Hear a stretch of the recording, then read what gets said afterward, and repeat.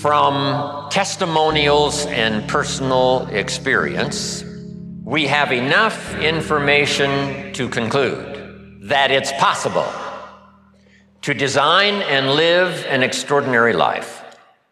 I hope you will give that little phrase some consideration. And here's what's next. I hope you buy the idea. And what I want this weekend to be for you is the gathering of more ways and means to design and live for you an extraordinary life. I don't know how far you want to go. Here's the first essence of life, and that is self-preservation, to produce enough to take care of yourself. The instructions given right to the couple that left the Garden of Eden. One was to multiply. It's a lonely place with only 2 people. But here were the next instructions, to be fruitful. How fruitful, how productive should one be? And here's number 1, to produce enough to survive, to produce enough to take care of yourself. And self-care is important. So the first challenge in life is to take care of yourself. It is to survive. But now what's next? Well, all alone, it's a lonely life. So let's say the man now chooses a partner. Now he must figure out how to produce enough for himself and his spouse, his wife, his partner. Someone says, well, why do that? Why not just take care of yourself?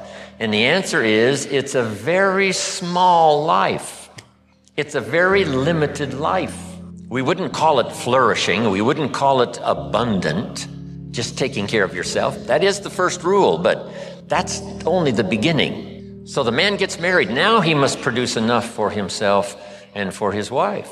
And here's the key phrase to make a note of: to live the higher life, a life of togetherness. The storyteller says, it seems even God didn't want to be alone. He created all of these angels. Now, is that it? And the answer is no. How about children? Let us have children. That's a unique experience. So now if the man has a wife and now he has children, here's the challenge: to produce enough for himself and his family. Now someone says, well, why take on all of that? Why not just take care of yourself? You could, yes, but you couldn't live this more extraordinary life without taking on the responsibility of having a partner, having some children, and live that kind of extraordinary life. So I think everybody would agree. Now, is that the end of it? No.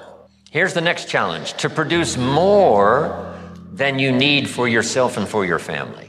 Someone says, well, now why start being ridiculous here? And jot down the answer: to live a more extraordinary life. So now the man produces more than he needs for himself and for his children, so that he can be a person of benevolence, so that he can give and so that he can share. That's the more abundant, that's the more extraordinary life. To produce more than you need for yourself and for your children. Is that it? Let's take it a couple of more steps. How about producing much more than you need for yourself and for your family? Someone says, well, now you're off the scale. I mean, why work that hard? Why go that far? Why produce that much? Some would say, just take care of yourself. Some would say, just, get a partner and that's it, and then children and that's it. And be a bit benevolent and that's it. But why not go this next step and produce much more than you need for yourself and for your children? And when someone says, why do that? All of us know the answer, right?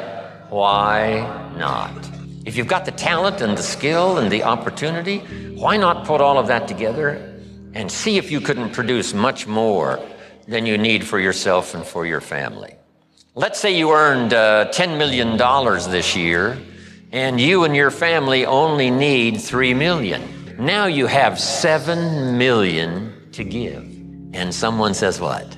Why do that? And the obvious answer is what? Why not? If you've got the talent and the skill and the time and the opportunity and the occasion and all this stuff comes together, why not? Let's go one more. How about producing far more than you need for yourself and for your family? And live the far more life. We've heard the story of Andrew Carnegie, right? Andrew Carnegie said this: I'm going to spend the first half of my life earning money. I'm going to spend the last half of my life giving it all away. Isn't that extraordinary? Wouldn't you call that an extraordinary life? And the answer is yes. He got so excited by that goal that the first half of his life, he earned $400 million, which back then was a lot of money. Maybe back then it would total $40 billion, like Bill Gates. So $40 billion he earned the first half of his life. Guess what he did with the last half of his life? He gave it all away. And the big question is, why do that? And the answer is, why not? If you've got the opportunity to live, design and live an extraordinary life, why not do that? So here's what I want this weekend to be for you. Plenty of ideas to take home, chew on, digest, throw some away, refine some, accept some, do some, whatever. That's what this weekend is really for. To send you home with a whole new library, ideas to try, disciplines to work out, some skills to learn. And if we do that and do it well this weekend, you will say, hey, it was certainly worth the time and the money. Now make these notes. Ideas plus inspiration, that's the mixture that really turns things on, sends an entrepreneur program into high gear. Ideas plus inspiration. We need ideas for the goals and plans, and we need inspiration for the emotional vitality, to put it to work, to make it grow, make it multiply. And here's what else I hope you'll find here. Guidelines for translating response into results. You've responded to the call, come, search, look, listen, take notes, get it. And I'm sure you're going to respond well to the seasoned teaching and training that is going to be delivered here this weekend. But here's the key, guidelines for translating response into results, because results is the name of the game. There's no purpose in learning just for learning's sake. Wisdom and faith, as powerful as those components are, serve no useful purpose unless they are deposited. So make a note of the word, deposited. Wisdom and faith deposited into activity. Wisdom and faith put to work now produces a hotel, produces a city, produces an institution of learning, produces a career, produces a relationship, right? Ideas and faith, believing that it's possible, that ideas can work miracles, now put to work.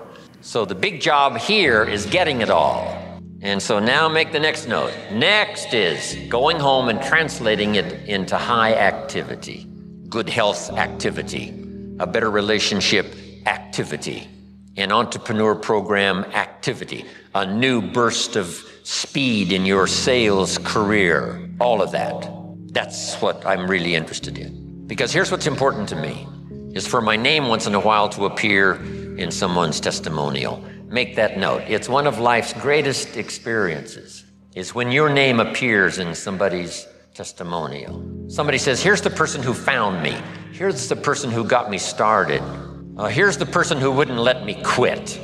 Gave me more reasons for staying than for leaving. Here's the person who believed in me until I could believe in myself. And then they mention your name. See, you can't buy that with money. And you don't have to give lectures and seminars to do it in order to deliver value to someone's life. What if you had breakfast with a friend at Denny's 4 years ago, and you recommended this book that really meant a lot to you, and you said to your friend, you've got to read this book. I think it'll make a major contribution to your life. And your friend accepted the idea, went and got the book. Now, 4 years later, he's giving his testimonial. His business has flourished, his marriage is safe, things are going extremely well, and someone says, where did this all begin for you? And he will say, 4 years ago at Denny's coffee shop, I sat with my friend and he insisted that I read this book. I went and got it. And that book led to the next book, that led to the next class, that led to developing skills I never had before, and that led to some more seminars and lectures. And now look at my business, look at my life, it's flourishing. But it all began 4 years ago, Denny's coffee shop, when someone said, you've got to read this book. See, that's a person-to-person seminar. And those are just as valuable as person to 1,000, person to 10,000, right? It doesn't matter the number. If you have a chance to deliver, quote a poem, recommend a book, here's a phrase, like I gave you this one to memorize. I think you'll remember this one maybe for a long, long time. Just something that's really extra meaningful to someone. If you'll keep up that process, I promise you, your name will continually appear in people's testimonials. And now I've had this happy experience now for the last 40, 45 years. And so that's one of the reasons why I came here this weekend, right? I don't need the money. I've long ago made my fortune. But here's what I do need. Continuing testimonials that say, Mr. Rohn, on a summer day in Anaheim, California at the Marriott, I was there that weekend and something clicked and the lights went on and I got the gift of some good ideas. Here's what's happened to me. Then they mention my name. See, that's what I want. Continuing testimonials that come back to me saying, thanks for sharing ideas.